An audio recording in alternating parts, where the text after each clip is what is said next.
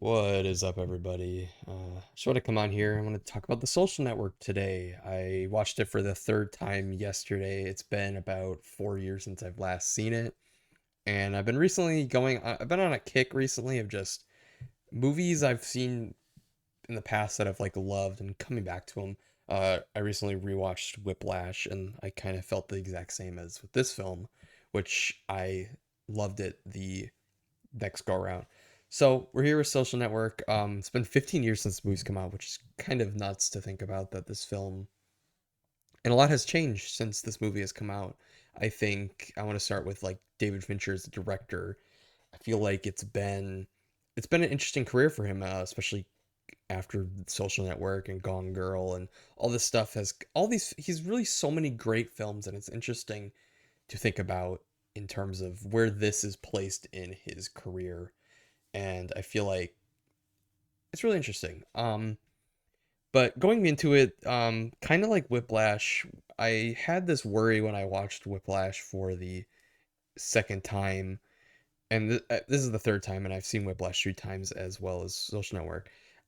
Going into this third rewatch or this third watch of Social Network, I was very hesitant to know if I was actually going to enjoy it or think it's as good as I thought it was, because I watched this for the first time and the second time right around when I was starting to get into film and mm, just pouring time over just thinking about film and how things are made.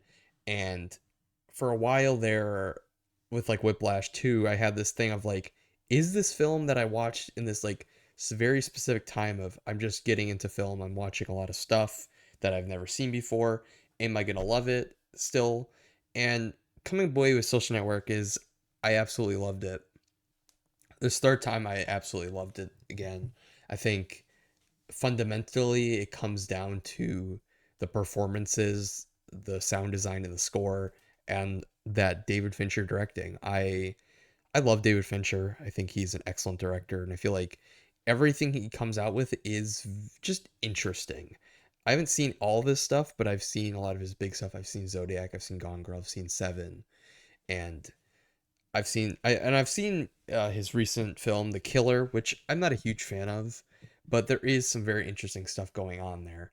And with this film, of course, it's very interesting, and I feel like it holds up extremely well all these years later. And David Fincher's direction is a major reason for that. Another thing I picked up a lot more on this rewatch is just the score.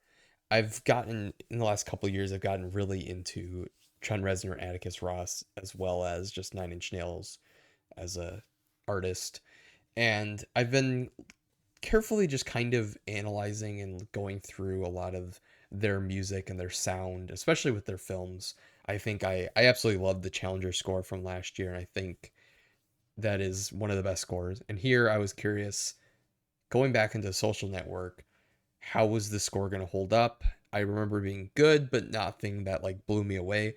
And going back, I absolutely adored it. I loved kind of the sound of it, the industrial and little synthy sound. And then that's kind of what I love about Trent Reznor and Atticus Ross is they really deliver these scores that are very industrial and but also very synthy, and it just works really well.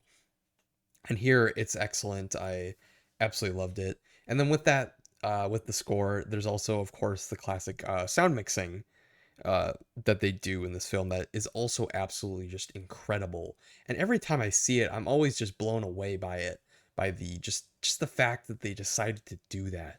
And not many films do it, and it's kind of upsetting. Once you watch this movie, you can never watch any scene at a party, a club, or a concert ever again. Because most of the time what they do is they just cut all that background audio out, and it's just lame. And comparing it to this, I think, and the thing is, it's not to the point where you actually can't hear the dialogue. It's purposely mixed so you can hear everything going on. You can hear the conversation, you can hear everything around it, but everything has this clarity that just works, and it's excellent. Um, I want to talk about Jesse Eisenberg's performance. Still really great performance. I feel like Jesse Eisenberg isn't really given the credit that he does. I feel like he's a really good actor, and um, I feel like he proved that again last year with his own film, A Real Pain, which, as much as Kieran Culkin is excellent in that film, I also think Jesse Eisenberg gives an excellent performance with him as well, and I think they both work really well with each other.